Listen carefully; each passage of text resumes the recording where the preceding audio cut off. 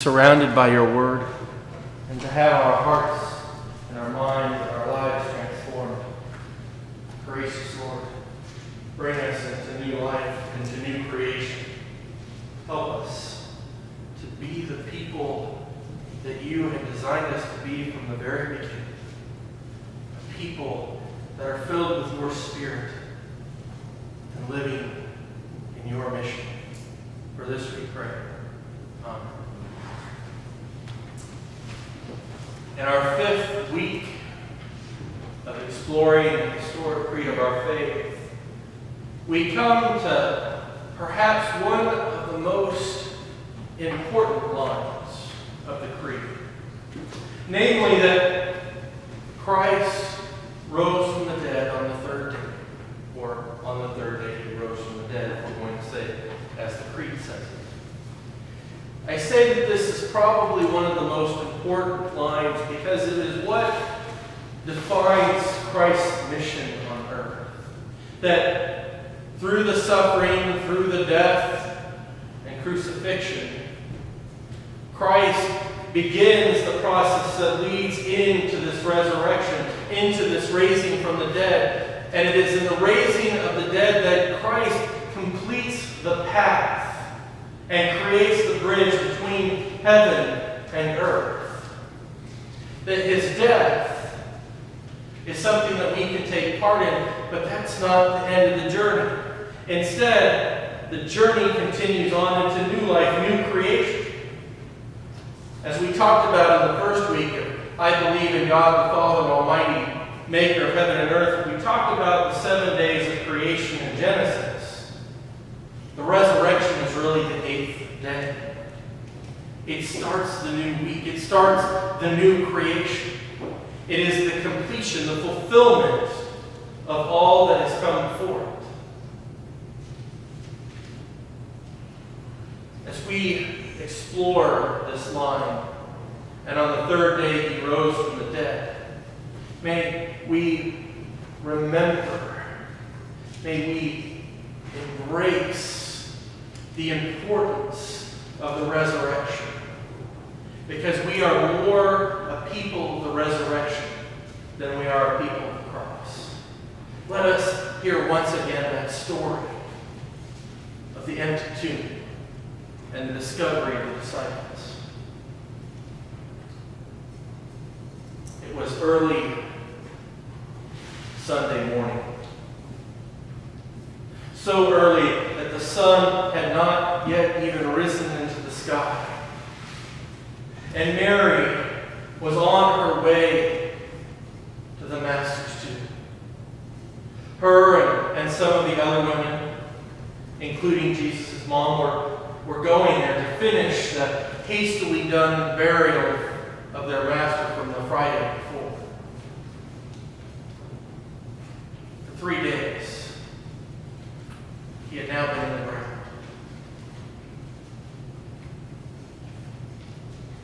And as she was approaching the garden, she couldn't help but be consumed with thoughts of what it all meant. What it meant to be without him. You see, he had changed her life. She had been struggling with demons, and this man had freed her. This man had loved her, and she had loved him in return. And as she was going to finish the burial, she couldn't help but think of how they were even going to get into this tomb. I mean, the giant rock that they had placed over the Friday evening was immense, and there was no way that she was going to be able to move it. There was no way that even with the help of the other women with her that they'd be able to move it. And the temple guards who had been assigned to the tomb by the priest to make sure that the disciples didn't pull something, they weren't going to help. But then she realized that she had already entered the garden. And she looked up for the first time, and there was the open tomb. The rock had already been removed. and in fear, she turned and ran to the disciples, to Peter and to John, to tell them that something had happened, something was amiss, the tomb was opened. And upon hearing this news, Peter and John come running. And John in his youth is able to outrun Peter, and he gets to the tomb, and he doesn't go in, but he manages to peer in. And then when Peter arrives, Peter, the bold, the one who is always willing to step forward first, Peter goes in and sees that on the slab where Jesus had been lying was the linen wrappings that had been wrapped around his body and his face cloth, rolled up neatly and folded separately. And John enters in behind Peter, and he sees the same.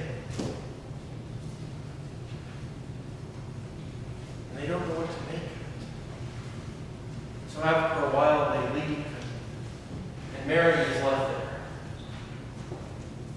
And for the first time that morning, she dares to look in herself. And inside, on the slab where Jesus had been laying just Friday before, she sees two angels sitting there, one at the head and one at the foot of Jesus. And they ask her, "Woman, why are you weeping?" What a question. Isn't it obvious?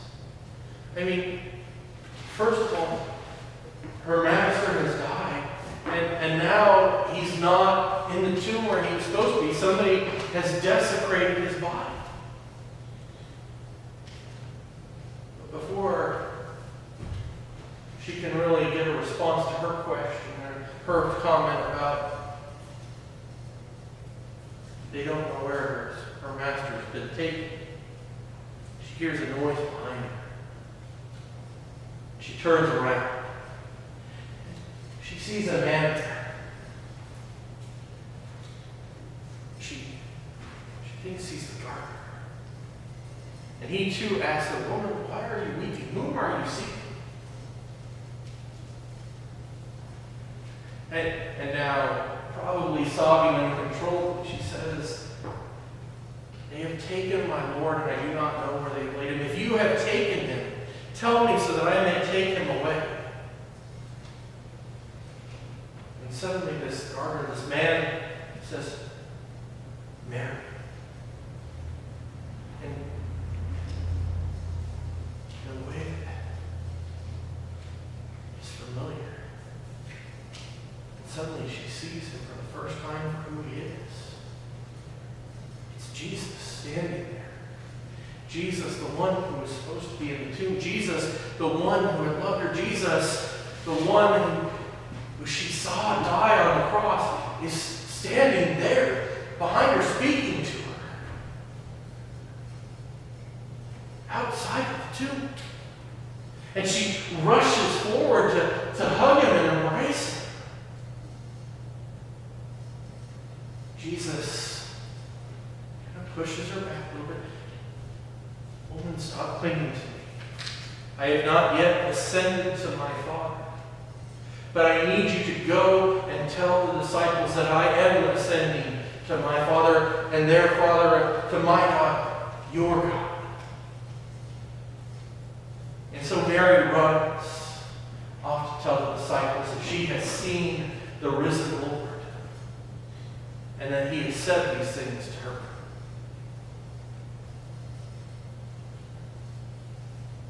The story of the resurrection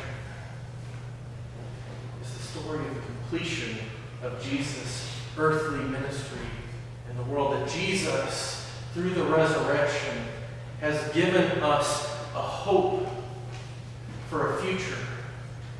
He has given us an invitation into new life and new creation. He He has made it possible for us to live with a courage that overcomes fear. Because through the resurrection, Jesus has shown us that He is God. No other person in all of human history has ever resurrected themselves. Jesus' resurrection is the final proof that He is who He says He is, and that all that He had promised us, all that He had promised the disciples, was trustworthy and true. That by resurrecting, Jesus shows us that God has the power over our greatest fear, the fear of death. That no matter what this world can put in our way, no matter what obstacles it throws against us, no matter how it might torture us or put us to death, God can bring us to life.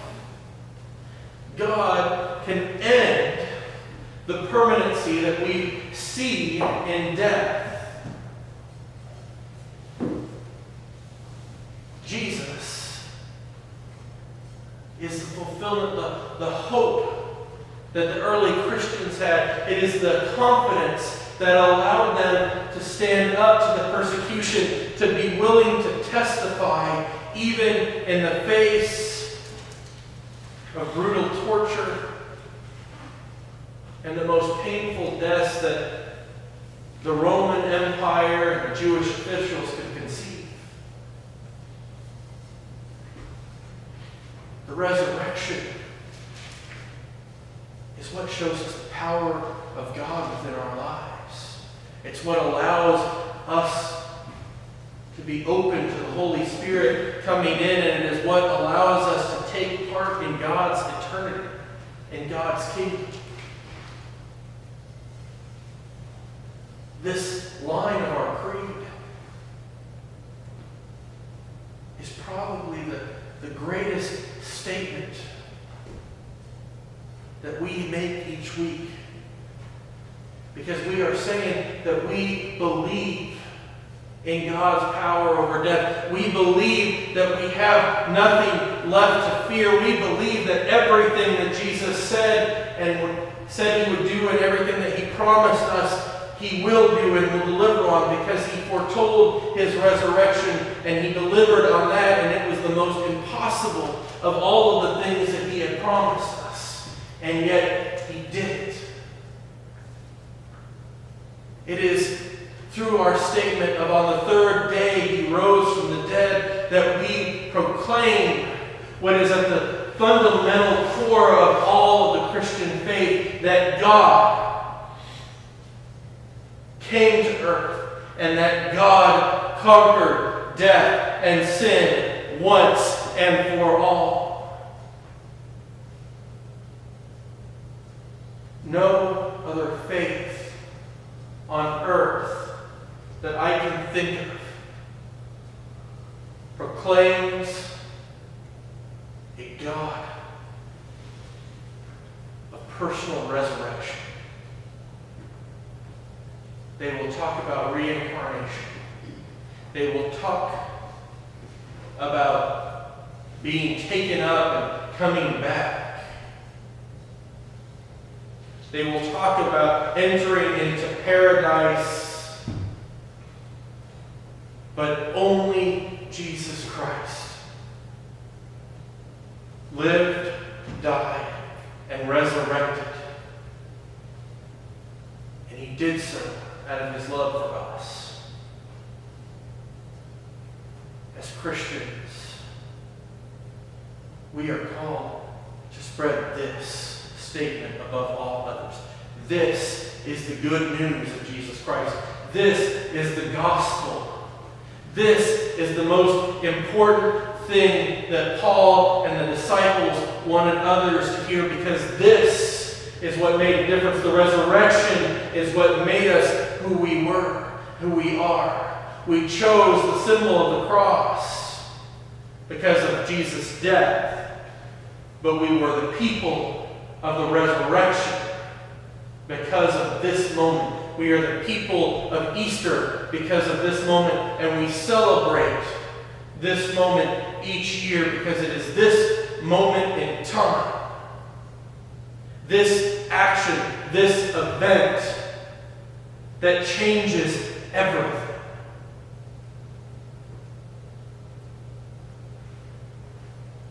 This defines and fulfills God's purpose on earth.